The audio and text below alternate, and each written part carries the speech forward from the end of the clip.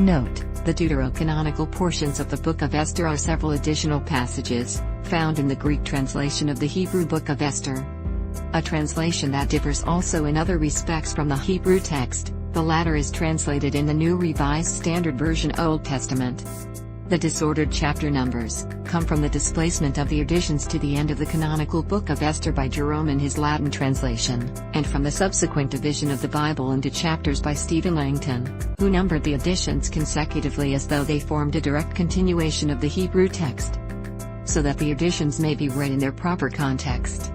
The whole of the Greek version is here translated, though certain familiar names are given according to their Hebrew rather than their Greek form, for example, Mordecai and Vashti, instead of Mardocheus and Asdin. The order followed is that of the Greek text, but the chapter and verse numbers conform to those of the King James, or Authorized Version. Mordecai's Dream.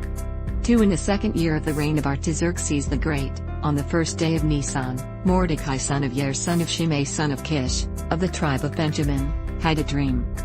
3. He was a Jew living in the city of Susa, a great man, serving in the court of the king. 4. He was one of the captives whom King Nebuchadnezzar of Babylon had brought from Jerusalem with King Jeconiah of Judea. And this was his dream. 5. Noises and confusion, thunders and earthquake, tumult on the earth. 6. Then 2 great dragons came forward, both ready to fight, and they roared terribly. 7.